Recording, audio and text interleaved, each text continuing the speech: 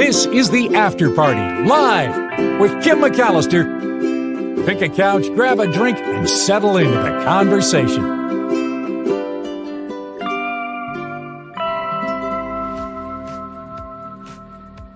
Hello, and welcome to Trivia Thursday on the After Party Live.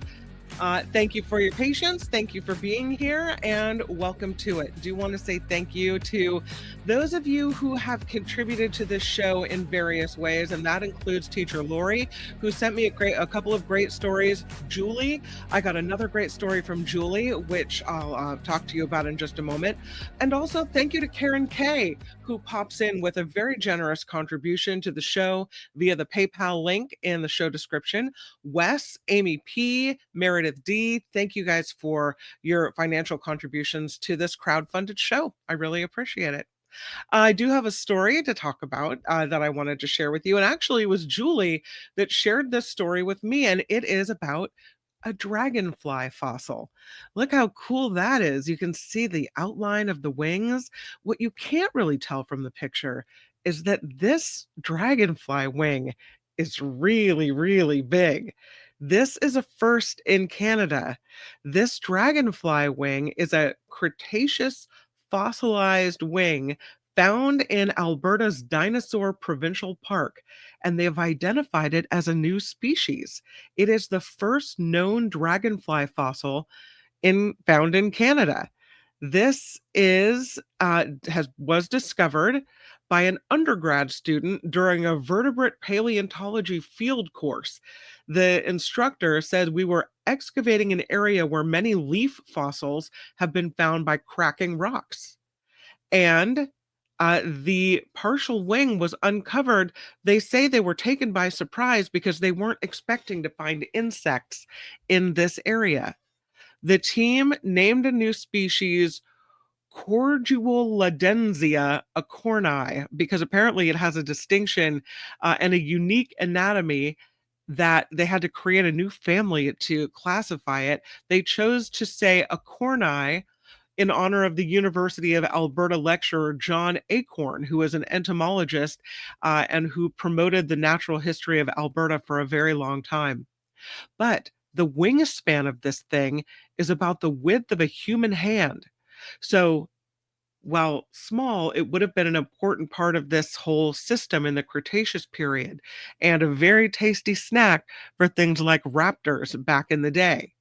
The study, published in the Canadian journal Earth Sciences, the fossil, again, found in the Dinosaur Park area. It's a 75 million year old area where they have all kinds of fossils being found all the time. But until now, the insect fossil record in the area was virtually non existent. They did find an insect trapped in amber, but fossilized like this, mm-mm.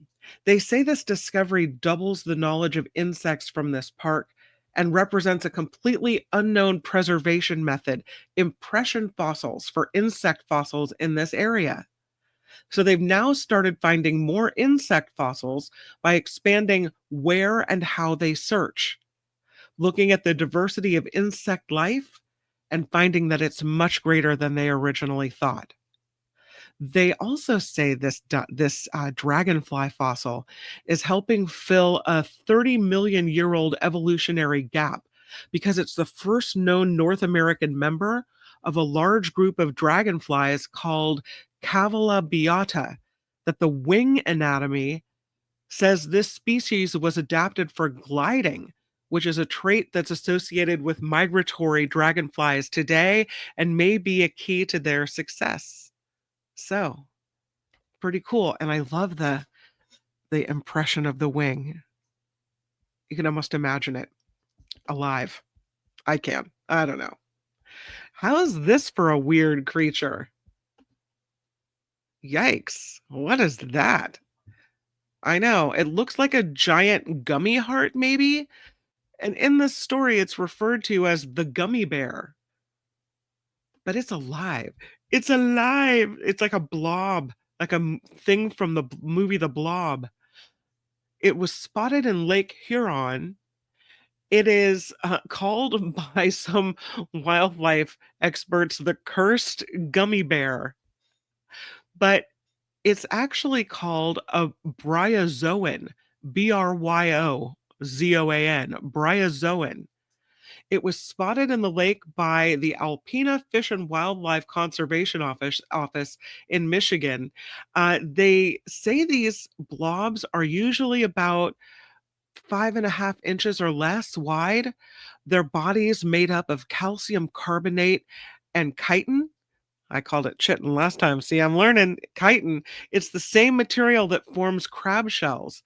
These bryozoans are found in marine and freshwater habitats around the world, including lakes, ponds, kelp beds. They eat bacteria and other small invertebrates, and they have a feeding structure called a lophophore to eat these small creatures. So, according to experts at the Monterey Bay Aquarium, it's a U shaped circular ring of tentacles that they use to filter food. They extend this crown of tentacles above a shell, and then it flicks the tentacles through the water to catch little bits of food. You wonder, where are the tentacles on this thing? Because it just looks like a giant blob. But they generally float alone for a time before they then form these colonies that work together for a mutual benefit, kind of like coral, except of building sturdy structures that last for a long time. These creatures are a little more fragile than that. The U.S. Fish and Wildlife Service says these ancient creatures breathe life into fresh water, capturing plankton, cleaning the water as they drift in these slow moving rivers and lakes. Some colonies grow to more than a foot wide and they pulse gently with the current. Isn't that weird? During the colder months, bryozoans released statoblasts. It's microscopic pods. They're expert survivalists. They can withstand drying out, they can withstand freezing, and they can withstand time. They even remain dormant and they awake when the conditions for them are right. Once the temperature rises enough, they awake and rebuild new colonies. So interesting. There are 4,000 known species of these around the world. But how weird is that? This pulsing blob thing. You never know. What was that touched my foot? Oh, a bryozoan. SpaceX has launched their new plane. It's the Space Force space plane. I have a picture of it for you. Here it is. It's the Space Force space plane. Okay. Yeah. The space plane is being launched or scheduled to be launched from Florida tonight. The Falcon 9 rocket is sent to launch the Space Force X-37B space plane from Kennedy Space Center at 11:50 p.m. Eastern. The very large Hurricane Erin might get in the way of this, but they're hoping not. It is meant to, the space plane, carry out the missions of the USS F-36 and Orbital Test Vehicle 8. The Space Force is trying to test new in-space positioning systems. So the mission, they say, will include demonstrations of a laser communication system and what the Space Force is calling the world's highest performing quantum inertial sensor ever used in space. It's about resilience in space, whether you're navigating beyond Earth-based orbits or operating in GPS-denied environments. Quantum inertial sensing allows for robust navigation capabilities when you don't have GPS available. We'll see how it does. Kind of interesting looking. Here's a wacky little story. Look at this person. I say it's wacky, but there's 0% chance that I could ever pull anything like this off. This is a man from Cyprus who has managed to balance 511 wine glasses on his head. You can see here they're stacked up. 1, 2, 3, 4, 5, 6, 7, 8 levels, graduated levels of wine glasses. I mean, I might be able to balance one level on my head for a few seconds before they all crash to the ground. This guy is 64 years old. His name is Aristoteles, and he now has a Guinness World Record because he was able to balance 511 wine glasses on his head, and he did it for 15 seconds. So look at that. Wow. I mean, that's a claim to fame. If you're going to have a world record, that's a pretty good one. The block was lifted by a forklift until the man could stand underneath it and take on the weight of it. He stood with those 511 glasses balanced on his head for 15 seconds before returning the block to the forklift without any of the glasses falling or breaking. Forklift to head, balance, wine glasses back to forklift. That's how that went. He's also, though, he's used to good balance because he's a glass dancer. In Cyprus, they have this glass dancing where they place an ever increasing number of glasses on someone's head until eventually they fall. He did that type of a dance when he set the record for the first time for the most wine glasses in 2023. That was 319. So he really outdid himself this time with 511 because somebody broke his record. So we had to go back and do it again. He decided, though, this time we're just not going to dance. We're going to ensure that it goes smoothly. So if he doesn't have to dance, he probably could have done more than that. I don't know. Yeah.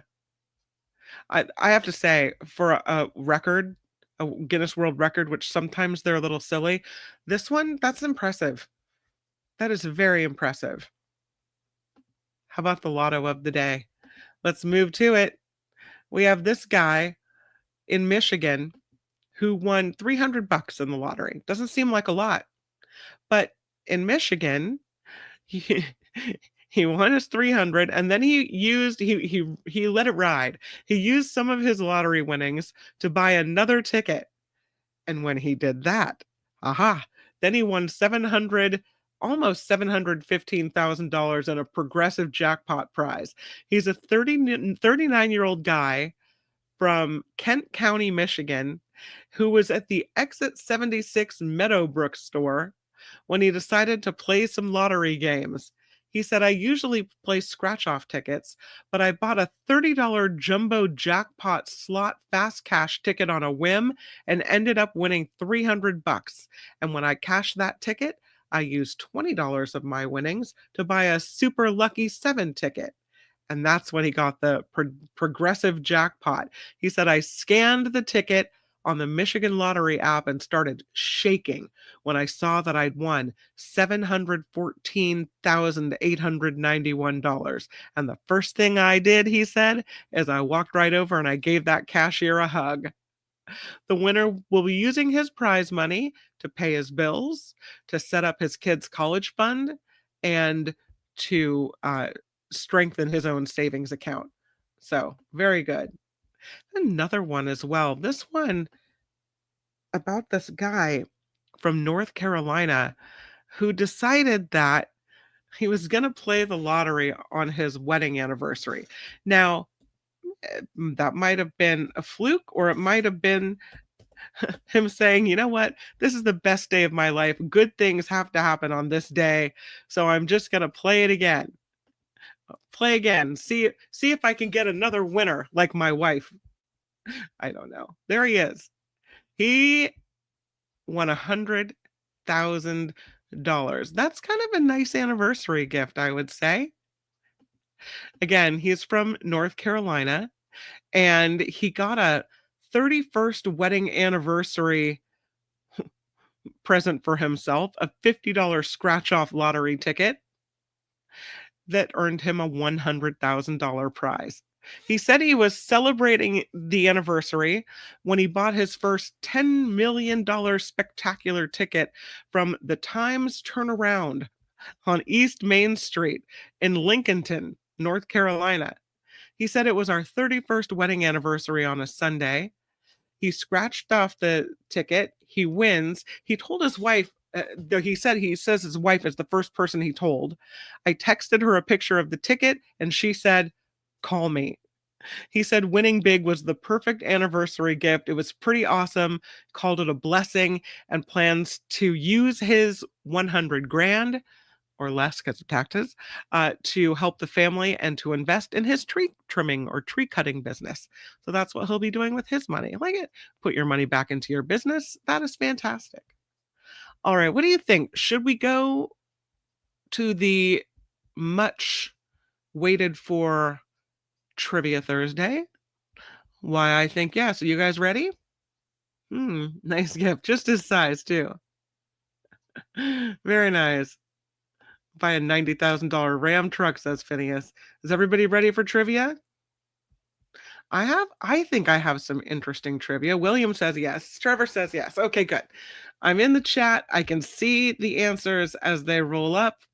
So, the first trivia category that I have for you today involves river trivia. I know there's trivia for every topic you can think of. And I thought, how much do you guys know about rivers? I know you're very scientific. You know a lot about animals, you know a lot about chemistry, a lot about atoms and nuclei. But how much do you really know about rivers? So the first question is about the river, the Nile River, the River Nile. It runs through all of these countries except Tanzania, Morocco, or Ethiopia. The River Nile runs through all of these countries except Tanzania, Morocco, or Ethiopia. So which country does it not run through? Go into the chat. Oh, a lot of answers I see. I'm in denial a lot. It does not run through Morocco. That is correct. It does not run through Morocco. And Uncle Jim gets it. And so does John Watson and JT and Cameo and SJ and Blue Spark. And Heather got Morocco. Be Aware and Nullifidian and Ethiopia. Morocco. Deidre. Sorry, I'm just reading everything. Deidre got Morocco and Sandy got Morocco. And so did Phineas. Hilo Karen is on Morocco. So is Ren. Nice. Rhonda. Yeah. Okay. Next question. To which type of river or to which type of body of water do rivers belong? Do they belong to saltwater, freshwater, or ocean? To which type of body of water do rivers belong? Saltwater, freshwater, or ocean?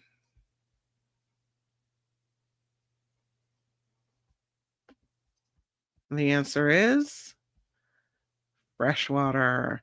And it looks like everybody got it right, including, I think Tammy was the first to the punch with that, and Uncle Jim and Deidre, John Watson, John Slade, Trevor, Be Aware, Hilo Karen, Heather, Freshwater says Sandy and SJ Lola and Nullifidian. Wet says Blue Spark. Good answer. All right, we'll move forward. Which bodies of water come together to form a river? Lakes, streams,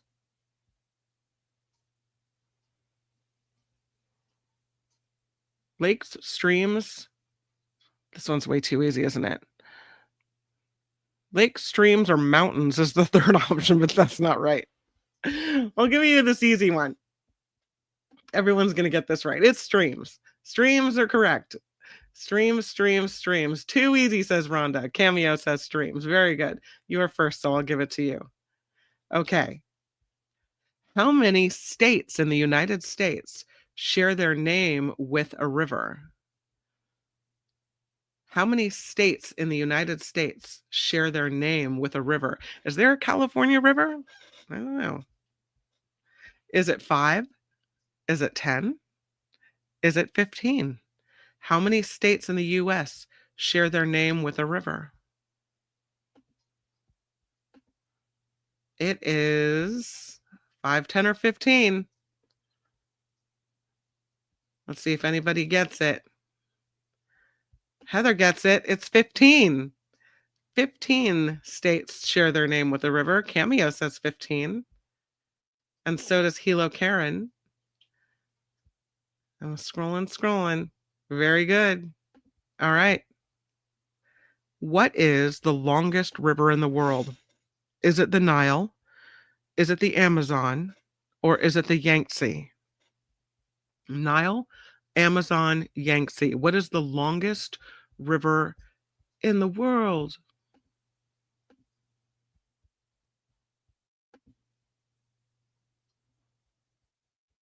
The answer is, let's scroll back up. The Nile. Uncle Jim has it. It's the Nile. Nullifidian has it. So does Gordon and JT and the man from the West. Nicely done. I was just giving others a chance to win. You're so nice. Love that. I'm in denial, says Cameo. Very good. Gordon's excited to get one. What is the deepest river in the world? You guys like the multiple choice, or should I let you just figure it out on your own? What is the deepest river in the world? Let me know. Do you want the multiple choice? Because I can give you multiple choice if you want it. I'll give it for this one. And then let me know, because I don't have to give multiple choice. I could just let it ride. What is the deepest river in the world? Is it the Mekong River? Is it the Congo River? Or is it the Amazon River? What is the deepest river in the world? The Mekong, the Congo, or the Amazon River?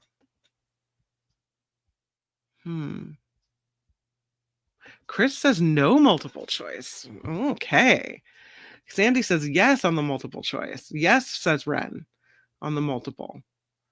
The answer is Congo River. Phineas gets it. It is Congo River. Yeah. William Martinez gets it as well. Heather, John Slade, and Hilo Karen, who's very up on her river trivia, I must say. Donna says Congo. So does Tammy, SJ, JT, Ren. Blue Spark says if it wasn't for multiple choice, I never would have graduated from high school. So there you go. Congo says zero sum. And Man from the West and Teacher Lori. Yes. All right, next question. I kind of like river trivia. The Victoria Falls is located on which river? Congo, Nile, or Zambezi?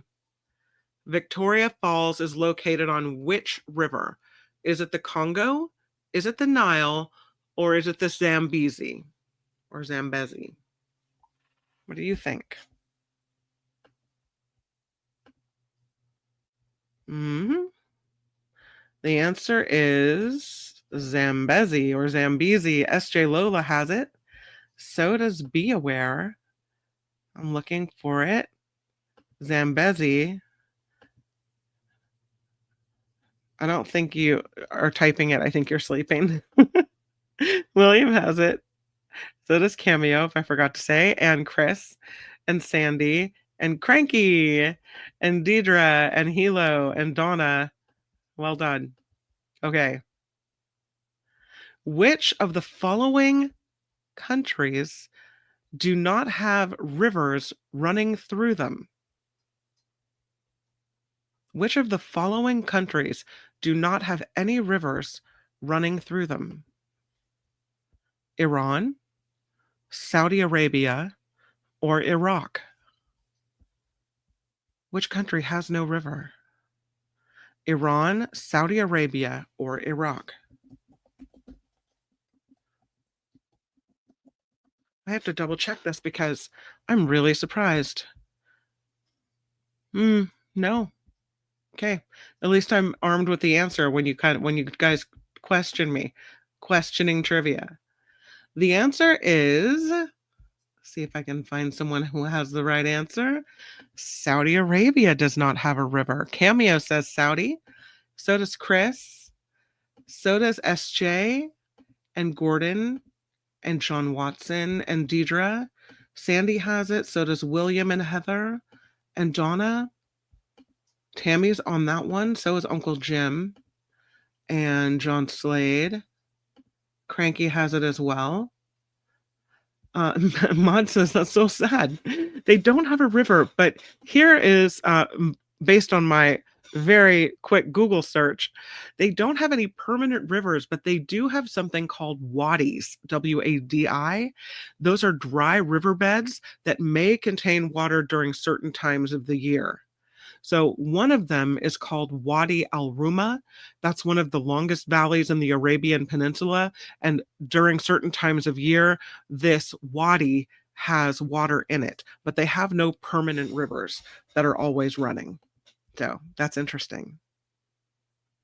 Which river runs through the Himalayas as in India and empties into the Bay of Bengal?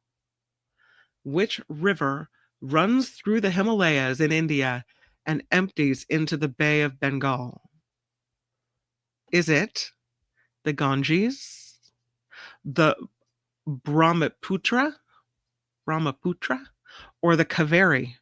Ganges, Brahmaputra, Kaveri runs through the Himalayas in India, empties into the Bay of Bengal. Everybody has it. It's Ganges. Yeah, Nullifidian has Ganges. Oh, Deidre has Ganges as well. I think Uncle Jim was first. Nice. Ganges. John Watson says Ganges. So does Tammy. Be aware. Deidre. Nullifidian. Teacher Lori. William. Gordon. Chris. Donna. Nice. Okay.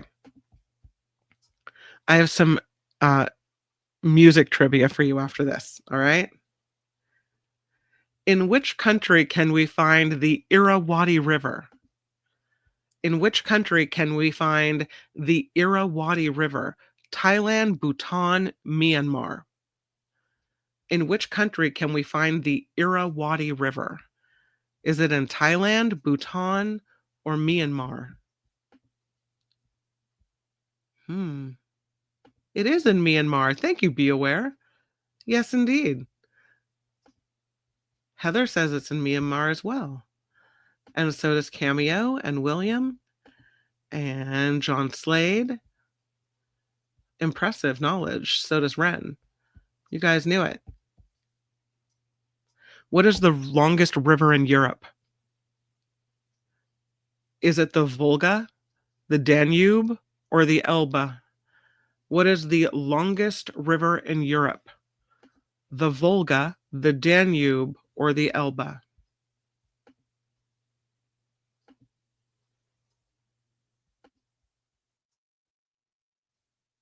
You know, it's that really long one. Yeah, that one. Yeah. I'm looking for the answers. The answer may surprise you, but it is the Volga. Volga. It sounds like I'm saying something naughty. No, I'm not. I'm not saying something naughty, but it is the Volga. All right. Speaking of the Volga, the river Volga, the longest river in Europe, it flows into which sea? The Red Sea, the Caspian Sea, or the Black Sea? The river Volga, the longest river in Europe we just discovered, flows into which sea? The Red, the Caspian, or the Black? What say you? It flows into the Caspian Sea. SJ Lola is correct. SJ Lola has it. So does Cranky and Be Aware. And nice. All right. Which river has the greatest volume of water in the world? I won't give you the I won't give you the answers. I'll let you figure it out. What river has the greatest volume of water in the world?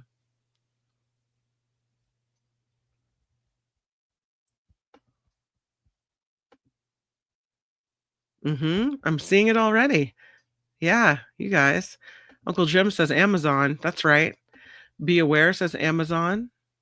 So does SJ and Cameo and John Watson and Chris and Cranky and Sandy and Luis and Tammy.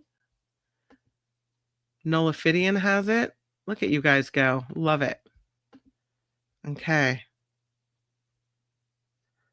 Which river creates a large part of the natural border between Mexico and the United States?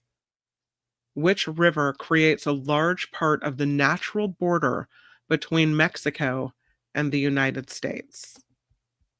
I think this one should be pretty easy. Yeah, you guys got it. It's the Rio Grande. Uncle Jim says Rio. So does Chris. So does SJ. So does John Slade. It is the Rio Grande, Be Aware. And John Watson. And Sandy and Tammy and Luis. Hello, Luis. And Donna. Yeah, it's the Rio Grande. Isn't the Rio Grande where they put the floats with spikes and barbed wire to keep people out? Yikes. What do we call the point from which a river starts? Is it the head of the river, the source of the river, or the opening of the river? What do we call the point from whence a river starts? The head, the source, or the opening? What do you think? We call it the source. I think Gordon is the first for that one. I could be wrong. I think it's Gordon on my screen anyway. It is the source of the river. Gordon, well done. And first to the punch. Blue Spark says it's the source. And John Watson says source. Source says Uncle Jim. It is the source. I would have said the mouth of the river, but Teacher Lori says, yeah, it's the source of the river. Where's Teacher Lori? I had her in my sights a moment ago. There she is. Source. Nullifidian says source. And JT says source. And so does Ren. Nice. What do we call the point where a river ends? Is it a mouth, a confluence, or a tributary? What do we call the point where a river ends? The mouth, the confluence, the tributary. And the answer is...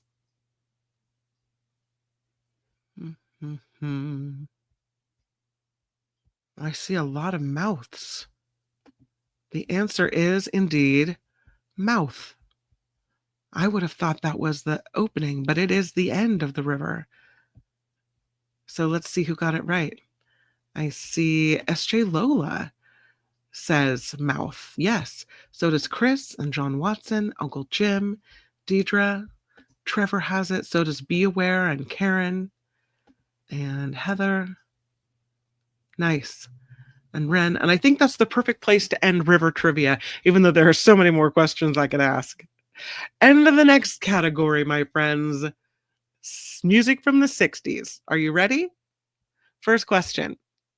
Who sang Brown Eyed Girl in 1967? Who sang Brown Eyed Girl in 1967?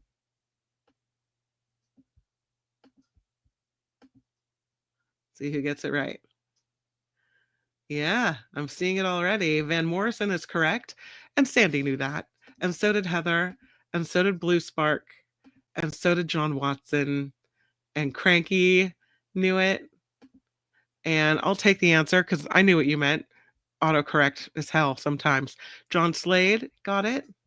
Van the Man says Deidre. Van Moore says Be Aware. The Gloomy Maine Coon, Donald got it. SJ got it. Nice. Okay. The next question. I Never Loved a Man the Way I Love You is an album from which famous artist? I Never Loved a Man the Way I Love You is an album from which famous artist?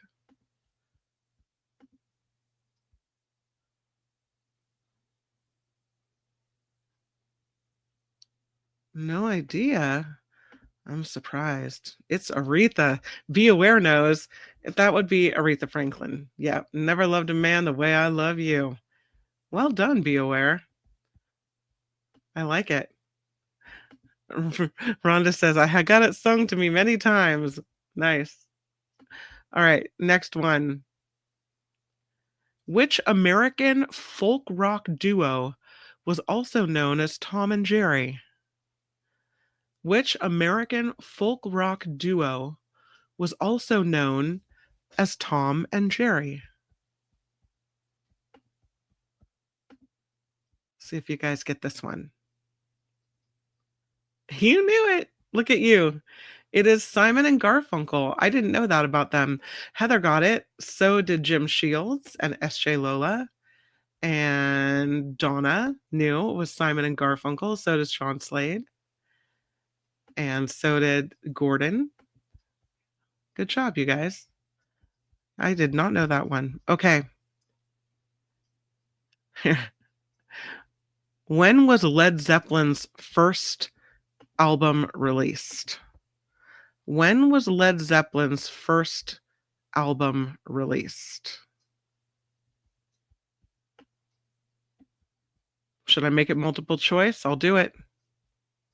Was it 1960, 1963, 1966, or 1969?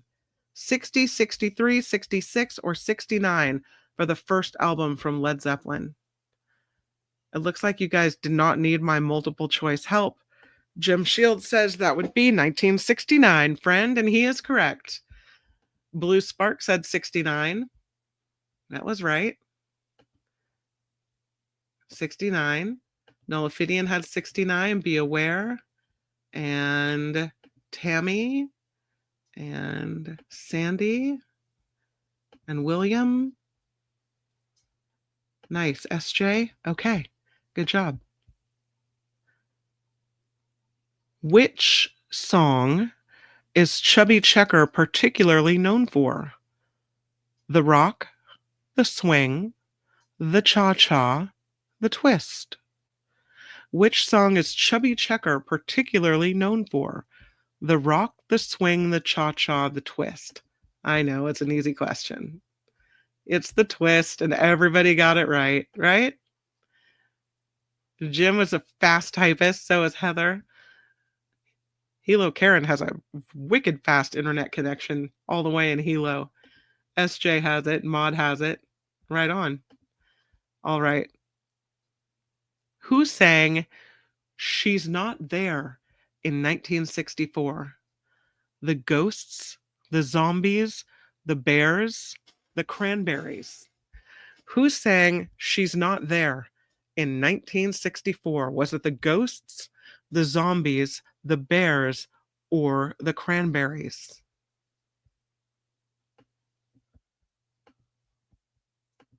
It was the Zombies. I don't even know that song, but you guys do. Yeah. Jim got it right. The Zombies. So does Cranky. Be Aware. John Slade. You guys are killing it at 60s music trivia. The Zombies. SJ Lola. Sandy. Hilo Karen. John Watson. Blue Spark. Gordon. Tammy. Everybody got it right. You guys are awesome. All right. Which band is known for the song Do-wah-diddy-diddy-dum-diddy-do? I had to sing it. Which band is known for the song Do-wah-diddy-diddy-dum-diddy-do? What's the name of that band?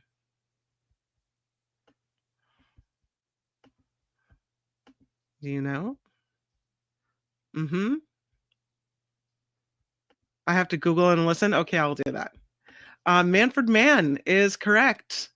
Jim Shields got it. So did Be Aware. So I know the song, but not the name of the band. That's how I would have got it. So let's see. John Watson has it. S.J. Lola had it. Sandy had it. Man from the West 420 has it. Heather even had it. I say even because you're such a young pup. William Martinez had it. It's a good thing. Gordon had it. Yeah. Wow. Impressive, you guys. I mean, from your science knowledge to your music knowledge, you are truly the full package, right? I think you are. Okay. The rock band The Kinks was formed in New York City. True or false? The rock band The Kinks formed in New York City. True or false? And if you think you know a different city, perhaps let me know. Everyone says false. False, false, false. It was all false. British. They are British. The band was formed in London, Cranky Charcoal. Where are you? Where'd you go? There he is. I knew it. The band was formed in London. Excellent. London, says Jim Shields. London, said Heather. You guys all knew. Cameo says London. Yeah. All right, then. Candy Shack is a song sung by Jimmy Gilmer and the Fireballs. True or false? Candy Shack, a song sung by Jimmy Gilmer and the Fireballs. True or false? And if it's false, why is it false? Be Aware says it's false. Hilo Karen says it's false. Everyone says false. Why is it false? I don't know, Candy Shack. False. 50% chance of being right. That's right. You gotta love it. At least not by that title. Not Caddyshack. The name of the song is actually Sugar Shack, and that is why it's false. Sugar Shack is the correct answer. All right, next question. Then He Kissed Me and He's a Rebel are two songs from which American pop band? Then He Kissed Me and He's a Rebel are two songs from which American pop band?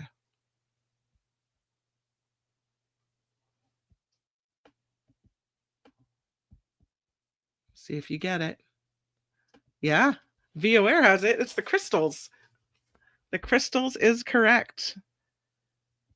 Are you the only one that got that right? Wow, Be Aware. Look at you go. It is the Crystals. Yeah. Nicely done. Who sang Tossin' and Turnin' in 1961? I can sing it, but I wouldn't be able to tell you who what the real singer was. Who sang Tossin' and Turnin' in 1961? What you think? It was... I've got a Bobby Darin.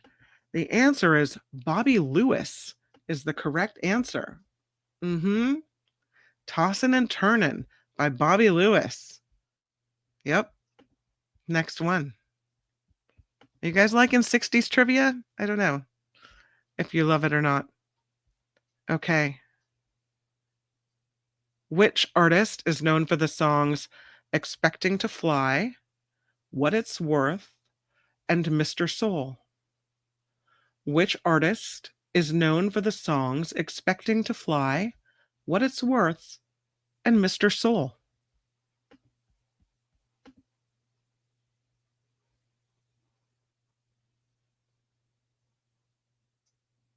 Blue Spark has it. Buffalo Springfield. That is the correct answer. Yep. Buffalo Springfield is correct. Next question. Which instrument did Paul McCartney play for the Beatles? Which instrument did Paul McCartney play for the Beatles?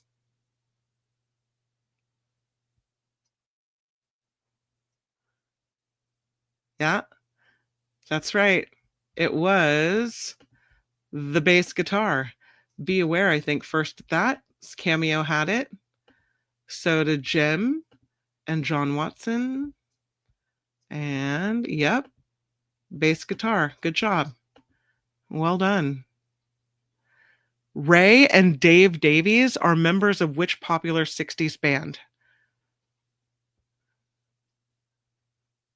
Ray and Dave Davies are members of which popular 60s band?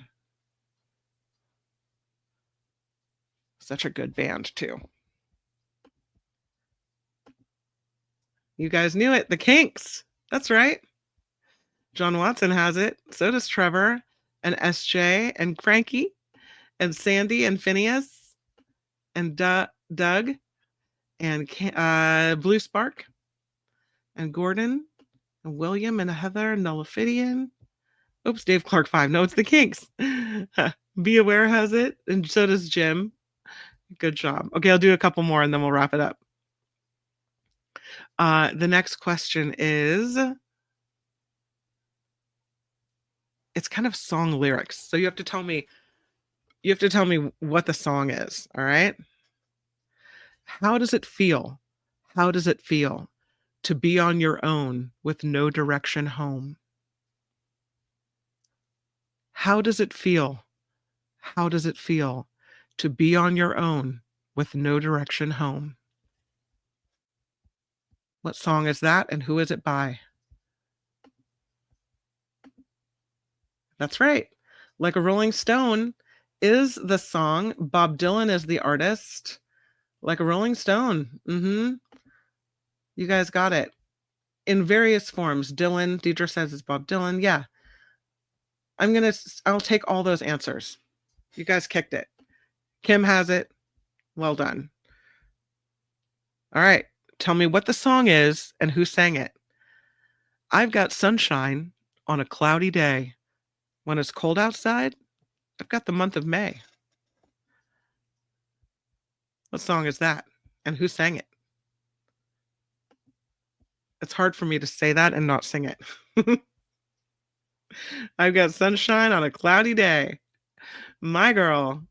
The Temptations, My Girl. Yes, Cameo is correct. My Girl, Temptations. Who had it first? I'm scrolling back.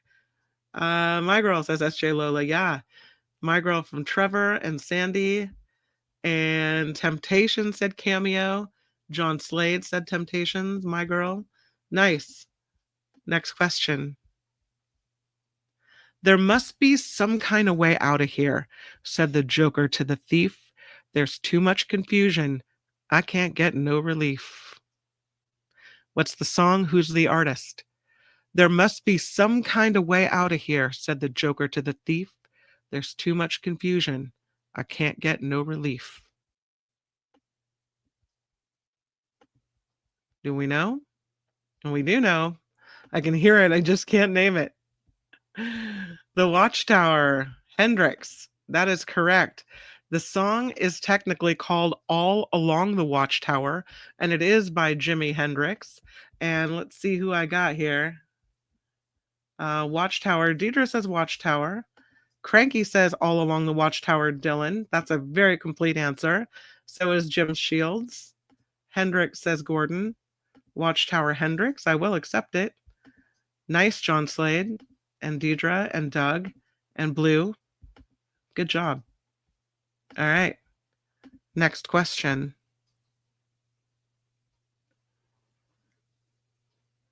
Okay, you have to tell me the name of the song and the name of the artist. I think these are going to be really easy. I don't know.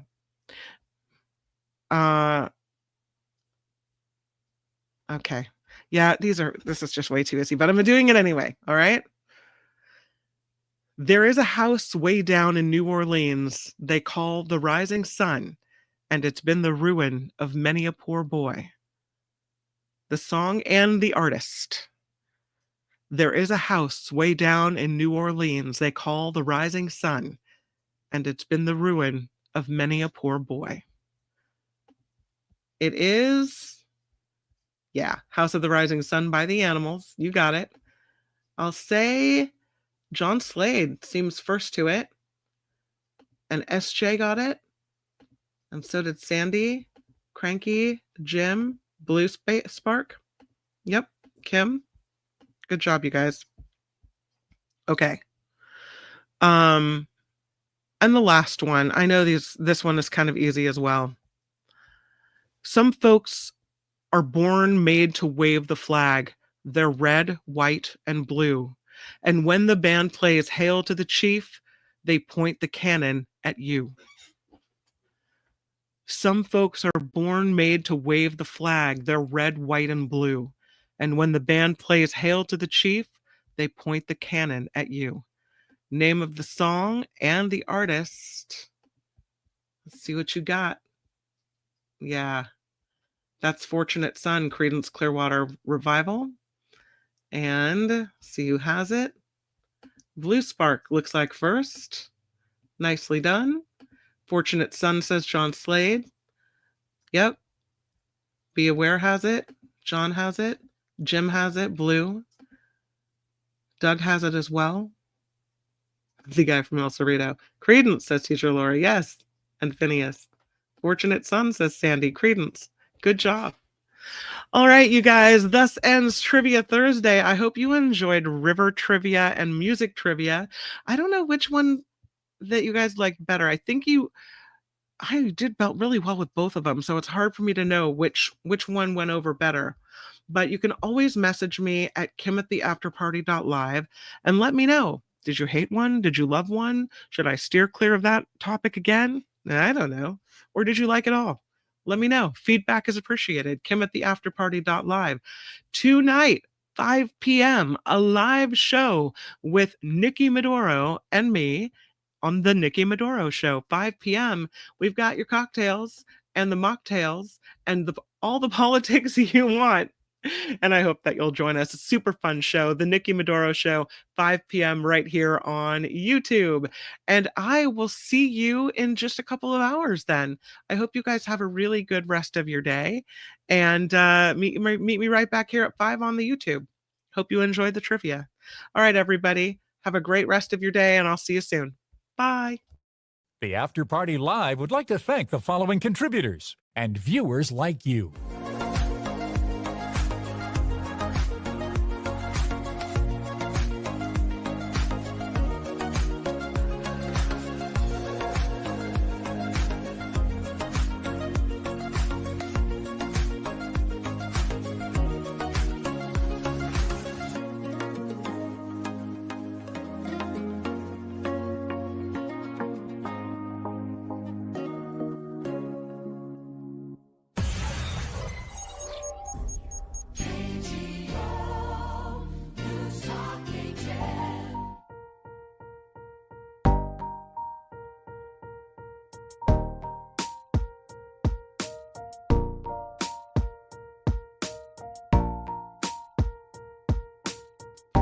I see what you did there.